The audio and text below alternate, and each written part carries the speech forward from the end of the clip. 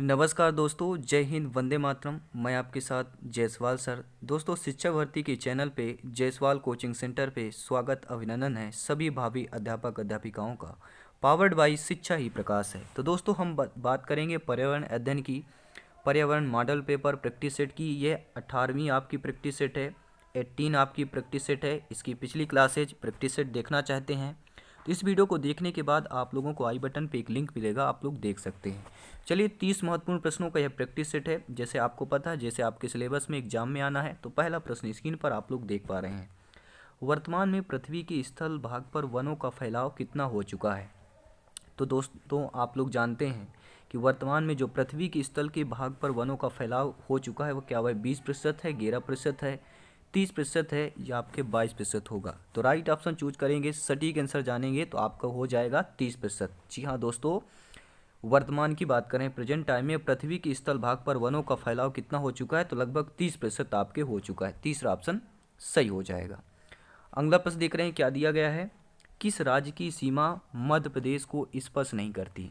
ऐसी सीमा बताइए जो आपके मध्य प्रदेश की सीमा को स्पर्श नहीं करती। पश्चिम बंगाल, उत्तर प्रदेश, राजस्थान, गुजरात। तो सभी लोग जानते हैं, छत्तीसगढ़ हो गया, गुजरात हो गया, राजस्थान हो गया, उत्तर प्रदेश, ये तीनों जो हैं मध्य प्रदेश के सीमाई राज्य हैं। ठीक है, लेकिन पश्चिम बंगाल जो है आपका यह सीमावर्ती राज्य नहीं होगा। तो पूछा गया है मध्य प्रदेश की सीमा किसे स्पर्श नहीं करती? तो पश्चिम बंगाल को स्पर्श नहीं करती है। ठीक है, जान लेते हैं कि बॉर्डर स्टेट ऑफ एमपी के कौन कौन से हैं। आपको उत्तर प्रदेश है, आपका पश्चिम में राजस्थान गुजरात हो गए, और दक्षिण में महाराष्ट्र और पूर्व में छत्तीसगढ़ हैं। तो एक छत्तीसगढ़, महाराष्ट्र, गुजरात, राजस्थान, उत्तर प्रदेश, तो 5 राज्यों का सीमावर्ती राज्य आपका मध्य प्रदेश है। अगला प्रश्न देखेंगे। सभी मेरे प्यारे मित्र, सभी लोग वीडियो को लाइक कर लेंगे, शिक्षा को लाइक करेंगे, शिक्षा को सब्सक्राइब कर लेंगे।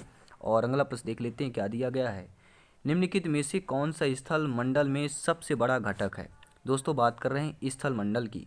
स्थल मंडल में सबसे बड़ा घटक कौन सा है? सिलिकॉन का है, ऑक्सीजन का है, कार्बन डाइऑक्साइड का है या आपके एल्युमिनियम का होगा?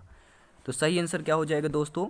स्थल मंडल में सबसे बड़ा जो घटक होता है वह सिलिकॉन का होता है। पहला ऑप्शन आप लोगों का सही हो जाएगा। मेरे सभी प्यारे भावी अध्यापक अध्यापिकाएं, एक बार शिक्षा को लाइक और सब्सक्राइब कर लेंगे। शिक्षा का चैनल है, आप लोगों का परिवार है। और अगला नेक्स्ट प्रश्न आ चुका है, नेक्स्ट क्वेश्चन।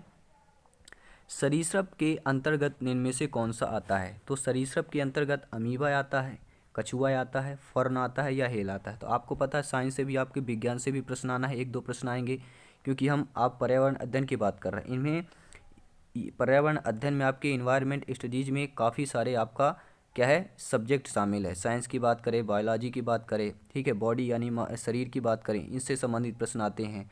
राज्यों से संबंधित प्रश्न आता है, ठीक है, नदी से संबंधित प्रश्न आता है, मिट्टी से संबंधित प्रश्न आता है। तो चलिए इसी का प्रश्न देख लेते हैं, उत्तर जान लेते हैं। सरीसृप के अंतर्गत इनमें से कौन आएगा? तो सरीसृप के अंतर्गत जो आता है वह होता है कछुआ। ठीक है, हम सरीसृप की बात कर रहे हैं तो सरीसृप के अंतर्गत कछुआ आएगा। देखिए दोस्तों, आप लोग जानते हैं सरीसृप के अंतर्गत कछुआ आता है, जबकि अगर व्हेल स्तनधारी जंतु है, आपके ऑप्शन में एक हेल दिया है, तो हेल क्या है? हेल एक आपका स्तनधारी जंतु है। ठीक है, और अमीबा आपका एक कोष की प्रोटोजोआ संघ का जंतु है। और वास्तव में सरीसृप प्राणी जगत का एक समूह है जो पृथ्वी पर सरक कर चलता है। ठीक है, सरीसृप मतलब ऐसा प्राणी जगत है आपके, ठीक है, कि जगत यानी कि विश्व की बात कर रहे हैं। ठीक है, तो सरीसृप प्राणी जो होते हैं जगत का एक ऐसा समूह है जो पृथ्वी पर सरक कर चलते हैं। ठीक है, धरती पर क्या है, इनके पैर नहीं होते, ये सरक कर चलते हैं। ठीक है, तो इसके अंतर्गत सांप, छिपकली, मगरमच्छ, ये सभी सरीसृप प्राणी कहलाते हैं। अगला प्रश्न देख लेते हैं, क्या दिया गया दोस्तों? अभयारण्य का संबंध इनमें से किससे होता है? किससे है? जल संरक्षण से है, ऊर्जा संरक्षण से है, वन जीव संरक्षण से है या आपके डॉल्फिन संरक्षण से होगा? तो राइट ऑप्शन चूज करेंगे, फटाफट आंसर जानेंगे और सिलेक्शन पाएंगे। मेरे प्यारे में सभी लोग लास्ट में 30 में से बताएंगे आप लोग कितना स्कोर कर रहे हैं, कि आप सिलेक्शन के नज़दीक पहुंच रहे हैं। अगर आप 25 प्लस कर रहे हैं तो आप मान लीजिए सिलेक्शन के बहुत ही नज़दीक हैं। तो क्लासेज अंत तक देखिए, वीडियो अंत तक देखते रहेंगे। आइए देखते हैं प्रश्न क्या कह रहा है आपका। अभयारण्य का संबंध किससे है? तो अभयारण्य का संबंध किससे होगा? वन्य जीव संरक्षण से होता है। जहाँ पर वनों में जीवों का संरक्षण किया जाता है उसे ही अभयारण्य बोलते हैं। ठीक है। और अभयारण्य वह निश्चित स्थान होता है जहाँ वन्य जीव जंतुओं को संरक्षण प्रदान किया जाता है, निश्चित स्थान की बात कर रहे हैं। और आपके वर्तमान समय में प्रेजेंट टाइम में वन्य जीव अभयारण्य की कितनी संख्या, तो 532 हो गई है। ठीक है, चलिए अगला प्रश्न देख लेते हैं, स्क्रीन पर है। मेरे सभी प्यारे मित्र वीडियो को लाइक करते जाएंगे। अगला प्रश्न आप लोगों को कह रहा है कि विश्व विकलांग दिवस इनमें से कब मनाया जाता है। देखिए दोस्तों, विश्व विकलांग दिवस की बात कर रहे हैं, क्या आपको वह 3 अक्टूबर को मनाया जाता है, 3 नवंबर को मनाया जाता है, 3 दिसंबर को, या आपके 3 मार्च को मनाया जाता है। तो सभी लोग यहाँ पे कमेंट करेंगे फास्ट, क्योंकि सिलेक्शन बहुत ही यहाँ इंपॉर्टेंट है, सिलेक्शन सर्वोपरि है। ठीक है दोस्तों, तो विश्व विकलांग दिवस कब मनाया जाता है। तो आपका विश्व विकलांग दिवस की बात कर रहे हैं, तो सभी लोग जानते हैं 3 दिसंबर को आपका विश्व विकलांग दिवस मनाया जाता है। और इससे संबंधित थोड़ा कंसेप्ट समझ लेते हैं कि लोगों की विकलांगता जो होती है के विषय में जागरूक करने के लिए 3 दिसंबर को विश्व विकलांग दिवस मनाया जाता है। अगला प्रश्न देख लिए, स्क्रीन पर आ चुका है और प्रश्न ये पूछा जा रहा है कि रोनाल्ड रास का संबंध इनमें से किससे है। देखिए रोनाल्ड रास की बात कर रहे हैं, क्या यह चेचक से संबंध है, हैजा से संबंध है, या आपके ट्यूबर क्यूलोसिस से संबंधित है, या आपके मलेरिया से संबंधित है। तो रोनाल्ड रास का जो संबंध है मेरे प्यारे मित्रों, वह ऑप्शन हो जाएगा मलेरिया से संबंधित हो जाएगा। अब ये आप बोलेंगे मलेरिया से कैसे संबंधित है, तो आपको कुछ कंसेप्ट बताना चाहता हूँ, आप लोग देखिएगा। रोनाल्ड रास प्रसिद्ध ब्रिटिश चिकित्सक थे जिन्हें 1902 में मलेरिया बुखार के परजीवी प्लाज्मोडियम की खोज के लिए चिकित्सक का नोबेल पुरस्कार दिया गया था। और आपके जो प्रसिद्ध ब्रिटिश रोनाल्ड रास हैं, इनका जन्म 13 मई 1857 में उत्तराखंड के अल्मोड़ा जिले में हुआ था। ठीक है, ये कंसेप्ट था, तो आप लोग समझ गए होंगे डिटेल के साथ। अगला प्रश्न देख लेते हैं, सभी मेरे प्यारे मित्र वीडियो को लाइक करते जाएंगे। अगला प्रश्न है, पर्यावरण सुरक्षित ईंधन है, लकड़ी का ईंधन है, डीजल का है, गैस का है, या आपके केरोसिन का है। तो पर्यावरण सुरक्षित ईंधन किसका हो जाएगा, तो पर्यावरण सुरक्षित ईंधन आपका गैस का हो जाएगा, क्योंकि डीजल, लकड़ी, केरोसिन के दहन से अत्यधिक कार्बन डाइऑक्साइड तथा अन्य हानिकारक गैसों का उत्सर्जन होता है, जिससे पर्यावरण को हानि पहुंचती है। और गैस एक पर्यावरण सुरक्षित ईंधन माना जाता है, आप लोग सभी लोग जानते हैं। अगला प्रश्न देख लें, क्या दिया गया है। प्रश्न यह है कि श्वसन के दौरान मनुष्य द्वारा ग्रहण की जाने वाली गैस मुख्यतः कौन सी है। तो सभी लोग जानते हैं श्वसन में के दौरान जो मनुष्य ग्रहण करते हैं आपका O2 ग्रहण करते हैं। ठीक है, यानी ऑक्सीजन की बात कर रहे हैं हम। ठीक है, तो राइट ऑप्शन ऑक्सीजन हो जाएगा। और इससे संबंधित है कि श्वसन के दौरान मनुष्य द्वारा ग्रहण की जाने प्रमुख गैस ऑक्सीजन होती है। ऑक्सीजन आपकी रंगहीन, स्वादहीन, गंधरहित गैस होती है, ये भी आ सकता है। ऑक्सीजन कैसी गैस है, तो आपकी ऑक्सीजन रंगहीन, स्वादहीन और गंध रहित गैस है। और ऑक्सीजन एक रासायनिक तत्व है। सन 1772 में कार्ल्स सीले ने पोटेशियम नाइट्रेट को गर्म करके ऑक्सीजन गैस तैयार किया। और हम बात कर रहे हैं 1774 में जोसेफ मिशले ने म्यूरिक ऑक्साइड को गर्म करके ऑक्सीजन गैस तैयार किया, और यह गैस मानव जीवन के लिए अनिवार्य है। अगला प्रश्न देख रहे हैं, क्या दिया गया है। कौन संक्रामक रोग नहीं है, इनमें से बताना है संक्रामक रोग नहीं है। मलेरिया, डेंगू, पोलियो, या आपका टिटनेस। तो संक्रामक रोग की बात कर रहे हैं, तो टिटनेस है यहाँ पे संक्रामक रोग नहीं होगा। मलेरिया, डेंगू और पोलियो ये तीनों जो है संक्रामक रोग होंगे, लेकिन टिटनेस नहीं होगा। क्यों नहीं होगा, देखिए आप लोग जानते हैं टिटनेस जो है संक्रामक रोग के अंतर्गत नहीं आता है। डेंगू, मलेरिया, पोलियो ये सभी संक्रामक रोग के अंतर्गत आते हैं। ठीक है, इन्फेक्शन डिसीज की बात कर रहे हैं। और टिटनेस रोग में कंकाल पेशियों को नियंत्रित करने वाली तंत्रिका कोशिकाएं प्रभावित होती हैं, और ये आपके बैक्टीरियम क्लोस्ट्रीडियम नामक बैक्टीरिया से होता है। टिटनेस का अन्य नाम आपका क्या है, धनुष टंकार बोलते हैं। ठीक है, टिटनेस का अन्य नाम आपका धनुष टंकार एवं लाग्जा भी है, इस नाम से भी जाना जाता है। अगला प्रश्न देख रहे हैं, स्क्रीन पर क्या दिया गया है। प्रश्न है दोस्तों, फसल चक्र के द्वारा मिट्टी में किस तत्व की स्थिरता संभव हो पाती है। हाइड्रोजन तत्व की, ऑक्सीजन तत्व की, फास्फोरस तत्व की, या आपके नाइट्रोजन तत्व की।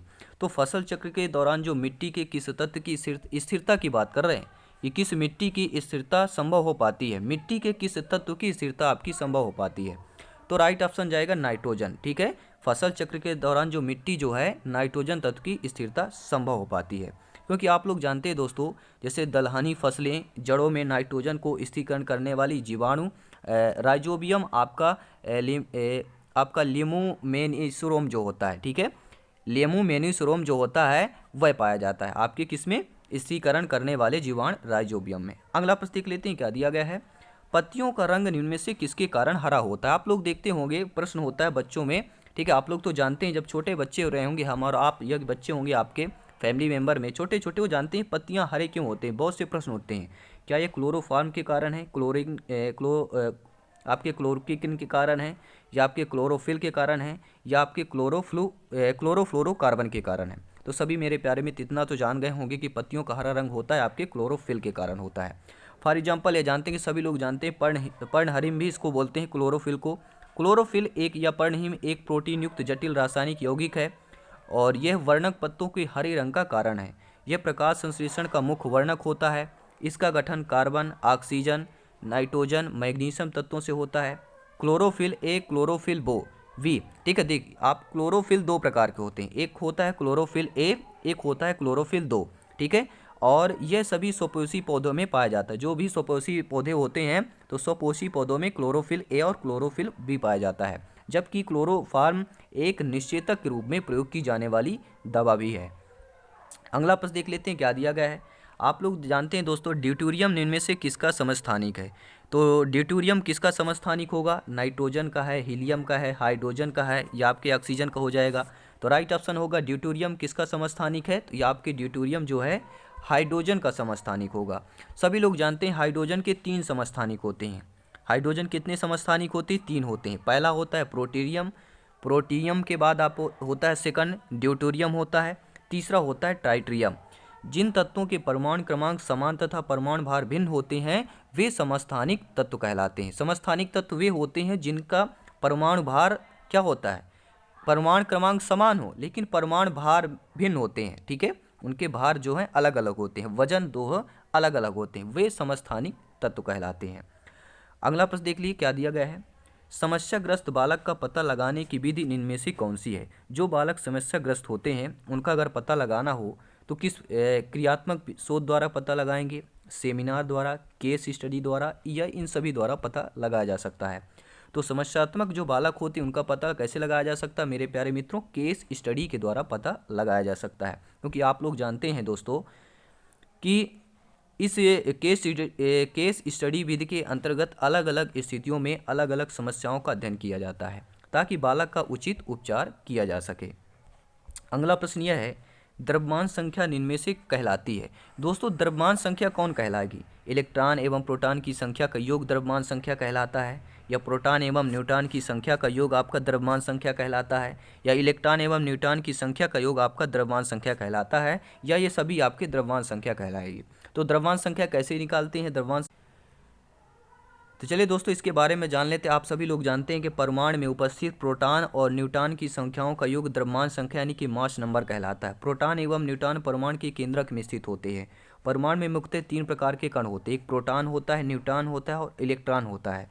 प्रोटॉन धनावेशित कण होता है जिसे हम प्लस से डिनोट करते हैं। ठीक है, जो आपका प्रोटॉन होता है धनावेशित होता है। ठीक है, सेल में आप देखते होंगे प्लस और माइनस के होते हैं, क्योंकि जो प्लस वाला होता है वह प्रोटॉन होता है और जो ऋणात्मक होता है वह आपका क्या होता है, इलेक्ट्रॉन होता है। और तीसरा जो होता है आप लोग बोलते हैं न्यूट्रॉन। तो न्यूट्रॉन एक उदासीन कण होता है। ठीक है, क्या होता है, न्यूट्रॉन एक उदासीन कण होता है और इलेक्ट्रॉन ऋणात्मक होता है और प्रोटॉन आपका धनावेशित कण होता है। अगला प्रश्न देख रहे हैं क्या दिया गया है। जीवन की मूलभूत इकाई क्या है दोस्तों, जीवन की मूलभूत इकाई रक्त है आपका, ऊतक है, कोशिका है, या आपकी प्रोटीन हो जाएगी। तो जीवन की मूलभूत इकाई के बारे में हम बात कर रहे हैं। तो आपका सभी लोग जानते हैं जीवन की जो मूलभूत इकाई होती है वह कोशिका सजीवों की रचनात्मक और क्रियात्मक इकाई है। क्या होगी, कोशिका हो जाएगी। आप लोग जानते हैं यह स्वतः जनन की सामर्थ्य रखती है। यह विभिन्न पदार्थों का वह छोटा सा छोटा संगठित रूप है जिसमें वे सभी प्रकार की क्रियाएं होती हैं जिन्हें सामूहिक रूप से जीवन कहते हैं। अगला प्रश्न क्या दिया गया है देखेंगे ध्यानपूर्वक, क्योंकि सिलेक्शन यहाँ पे सर्वोपरि है। मेरे प्यारे में शिक्षा को सब्सक्राइब कर लेंगे, शिक्षा के चैनल को लाइक शेयर करते रहेंगे, अपने परिवार को सपोर्ट करें। अगला प्रश्न देख लेते हैं।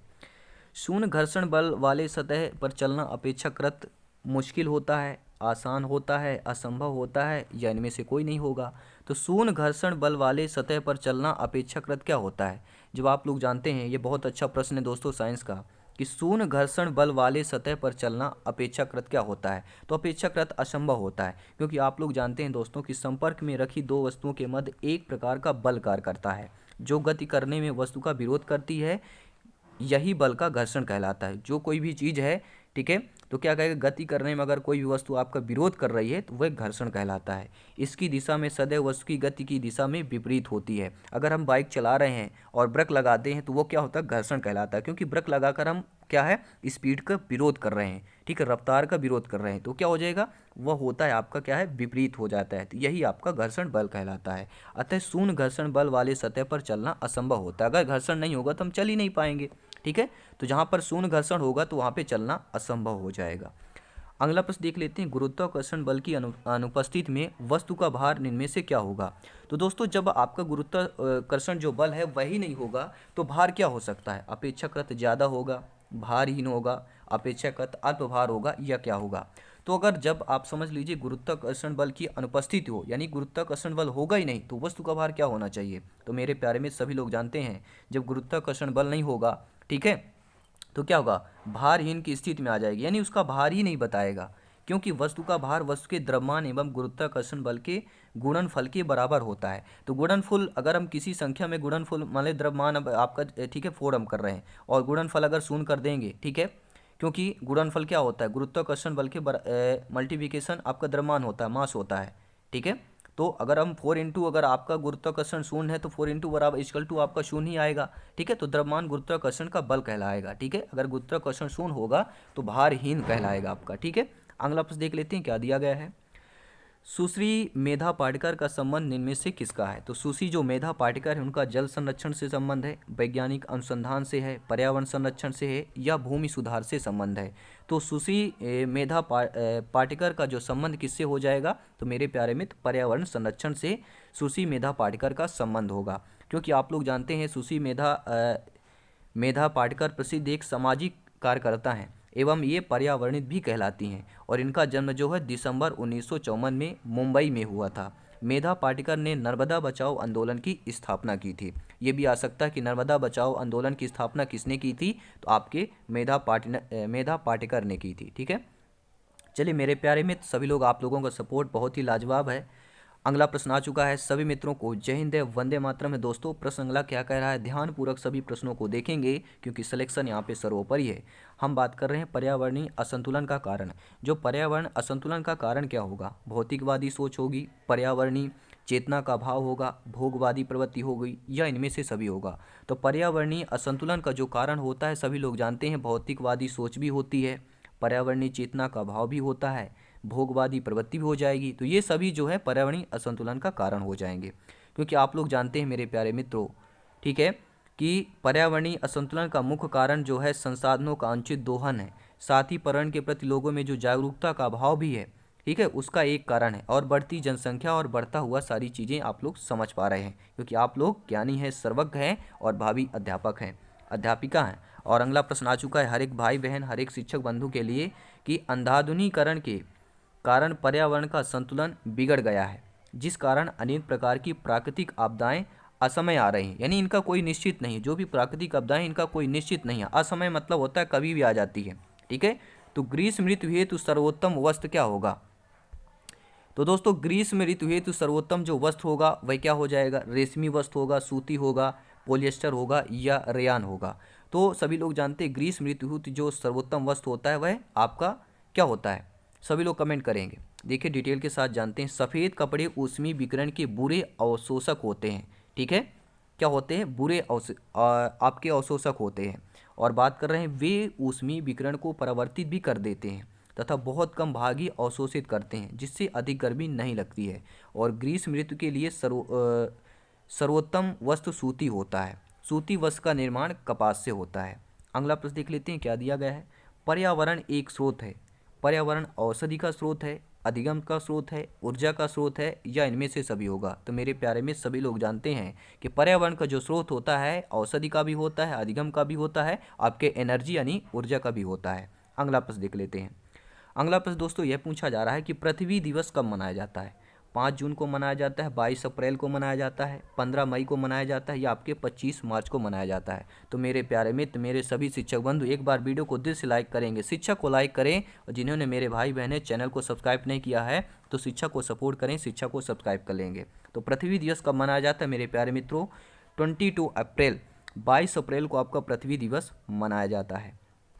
अगला प्रश्न क्या दिया गया है, जल समस्या का निराकरण संभव है। जो जल समस्या है उसका निराकरण संभव है। समुचित जल प्रबंध करके संभव है, जल अपव्यय रोककर संभव है, वाटर हार्वेस्टिंग द्वारा संभव है, या इन सभी के द्वारा संभव किया जा सकता है। तो जल समस्या का निराकरण जो है आपके समुचित जल प्रबंध अगर हम करते हैं उससे भी निराकरण हो सकता है। जल अपव्यय जो होता है, ठीक है, बेकार में जो उपयोग होता है, बेकार में बहता रहता है, नल खोल देते हैं खुला, बेकार पानी इधर उधर जाता रहता है, उसको हम रोक कर सकते हैं। और वाटर हार्वेस्टिंग के द्वारा भी आपका जल समस्या का निराकरण संभव हो सकता है। तो उपरोक्त सभी हो जाएगा, फोर्थ ऑप्शन आप लोगों का सही हो जाएगा। दोस्तों प्रश्न कैसे लेंगे हैं, नीचे कमेंट बॉक्स में अपना अपना फीडबैक देते चलिए, सभी का वेलकम है।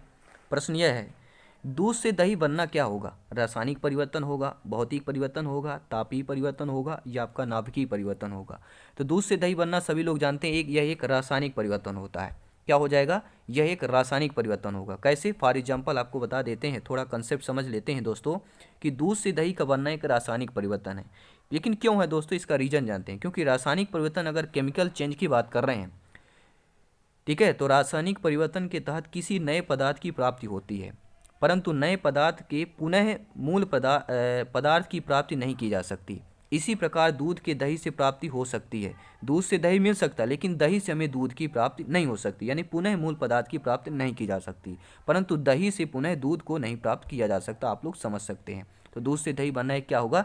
रासायनिक परिवर्तन ऐसा होता है, केमिकल में आप लोग मिला देते हैं, दूसरा चीज़ बन जाएगा, लेकिन फिर से वही सोचे कि पहले की तरह हो जाए, तो वो आपका नहीं होगा। तो वह आपका क्या लाता है? रासायनिक परिवर्तन। अगला प्रश्न देख लेते हैं, पर्यावरण शिक्षण को बाल केंद्रित बनाने हेतु प्रभावशाली विधि इनमें से कौन सी होगी? क्या आपकी बागवानी होगी, भ्रमण होगी, समूह कार्य होगा, या ये सभी द्वारा होगा?